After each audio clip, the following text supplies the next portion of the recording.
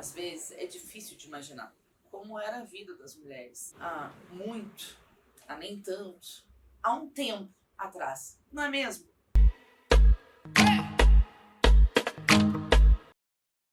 Imagine se desde que nasceu você fosse considerada propriedade de um homem, o seu pai, para ser negociada em casamentos arranjados já desde a infância ou adolescência, para depois ser propriedade de outro homem, seu marido.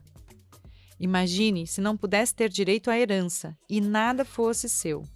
Estudar estava fora de questão, talvez alguma instrução para ler e escrever, mas a maior preocupação familiar e social seria educar você para cozinhar, costurar, limpar a casa e estar sempre disponível para os filhos e para o marido.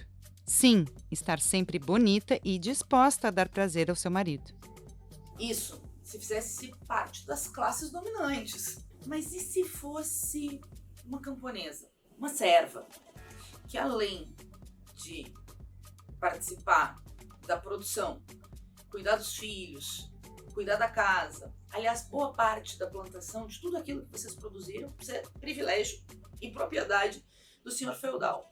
Além de tudo isso, quando jovem, ainda estar disponível para o senhor feudal na chamada, absurda, mas chamada, direito de pernada. Sim, o direito de pernada era o privilégio do senhor feudal passar a primeira noite com a mulher de seus vassalos ou de um de seus vassalos como natural.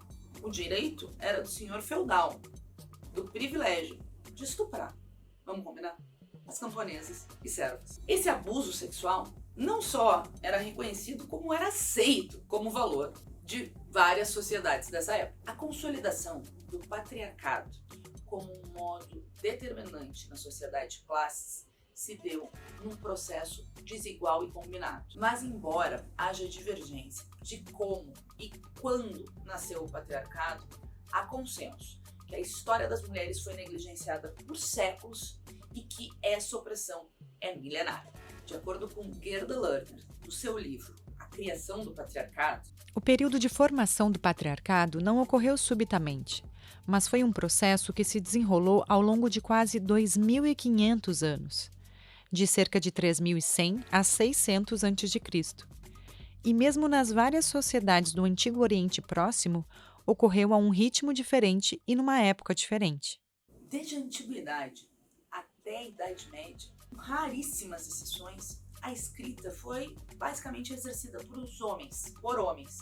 Desde registros burocráticos até a literatura, mas muito especialmente nos campos da religião e da história. Grande parte da história universal registrada foi contada por beneficiários do patriarcado sob o comando das classes dominantes, homens a serviço das classes dominantes. Embora hoje saibamos que muitas mulheres tentaram escrever, registrar a história de outra maneira, mas que foram, na sua época, quase vozes isoladas, sem comunicação quase uma com as outras, ou às vezes com um século de diferença da escrita, da produção de uma até o surgimento de outra. Boa parte dessa história vocês também podem conhecer na obra da Gerda Lerner, A Criação do Pensamento Feminista, que conta várias mulheres ao longo de mais de 1000 anos que enfrentaram como vozes isoladas e tentaram outra lógica de registros e de narrativas. Um dos trabalhos que primeiro tentou pontuar a construção do patriarcado do ponto de vista materialista, dialético, é a obra do Engels, A Origem da Família, da Propriedade e do Estado. Essa obra, publicada em 1884 pelo socialista revolucionário Friedrich Engels, é embasada no trabalho do antropólogo norte-americano Linus Morgan e nas anotações e comentários feitos por Karl Marx, que tinha falecido já no ano anterior, em 1883. Escreveu Friedrich Engels: o desmoronamento do direito materno foi a grande derrota histórica do sexo feminino em todo o mundo. O homem apoderou-se também da direção da casa.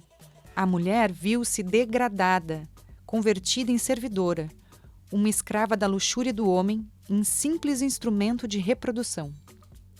Essa baixa condição da mulher, manifestada sobretudo entre os gregos nos tempos heróicos e ainda mais nos tempos clássicos, tem sido gradualmente retocada, dissimulada e, em certos lugares, até revestida de formas de maior suavidade, mas de maneira alguma suprimida. O primeiro efeito do poder exclusivo dos homens, desde o momento em que se instaurou, observamo-lo na forma intermediária da família patriarcal, que surgiu naquela ocasião. A antropologia moderna já superou Engels e as conclusões do Morgan em vários aspectos, sobretudo pela perspectiva colonialista e evolucionista presente na obra, além das definições de tipos de civilização. Mas a seu tempo, o livro foi um marco ao definir a opressão das mulheres dentro de uma perspectiva materialista, histórica, social e econômica. Porque ao tentar localizar historicamente a origem e as razões da opressão, ajuda e ajudou muito na compreensão e na busca de ferramentas para derrotar essa opressão. Desnaturalizou a opressão das mulheres e ajudou, do ponto de vista da perspectiva dos movimentos da classe trabalhadora, a realizar esse debate dentro dos partidos, associações, entidades, instituições da classe.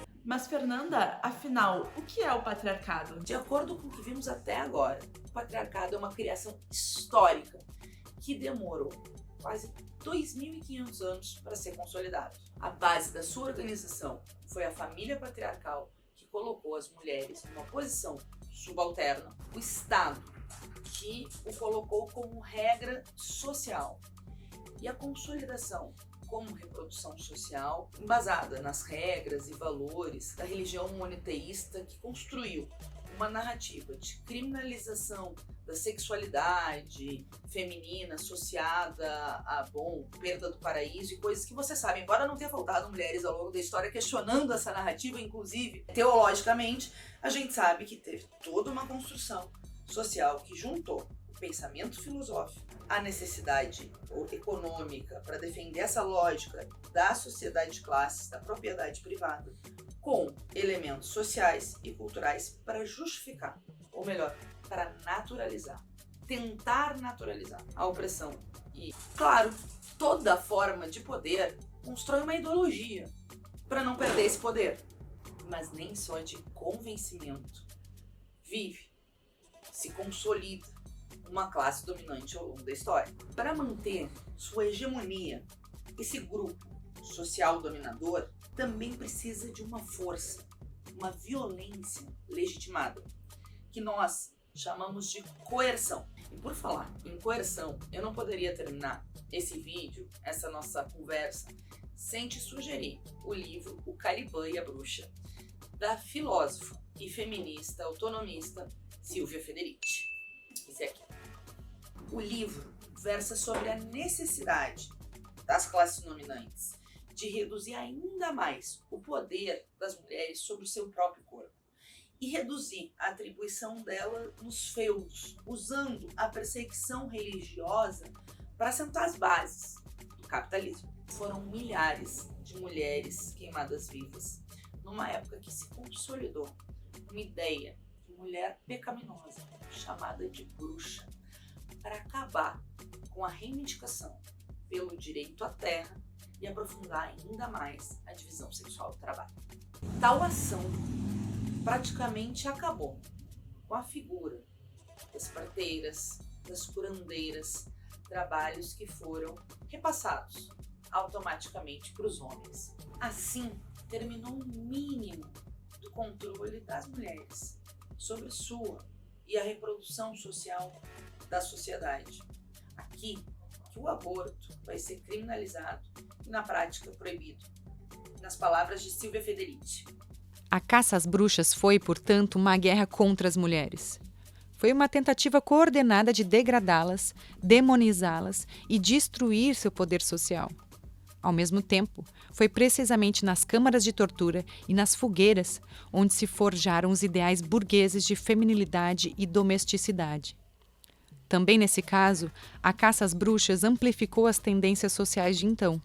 De fato, existe uma continuidade inconfundível entre as práticas que foram alvo da caça às bruxas e aquelas que estavam proibidas pela nova legislação, introduzida na mesma época, com a finalidade de regular a vida familiar e as relações de gênero e propriedade. Silvia Federici nos alerta que, para consolidar a transição do fim do feudalismo para o capitalismo, a Santa Inquisição foi fundamental para diminuir resistências e entregar ao Estado o controle do corpo das mulheres. Uma pesquisa de décadas que vale muito a pena ser estudada. Durante muito tempo, estudamos o Renascimento e o Iluminismo como expressões da Era da Razão. Esses movimentos, de fato, mudaram muito ao tirar a explicação do divino dos fenômenos sociais, naturais, culturais, e começaram a colocar o homem, que eu sempre entendi como humanidade, no centro da análise. O problema é que foi literalmente o homem, mais uma vez, oprimindo as mulheres, tirando elas do centro da análise. O Manifesto Comunista afirma que o capitalismo, com a criação do proletariado, criou seus próprios coveiros. Podemos dizer que criou ainda suas coveiras, no feminino e no plural, porque também empurrou as mulheres para o mercado de trabalho, para serem super exploradas, é verdade, mas ao se identificarem como classe e sair do espaço doméstico e do espaço privado, como trabalhadoras, também se converteram em sujeitos sociais. Gostou do vídeo? Segue o canal, toca o sininho para receber novas publicações e notificações e, claro, ser avisada do próximo vídeo que dá sequência nos próximos capítulos. Até a próxima. Dias Mulheres Virão!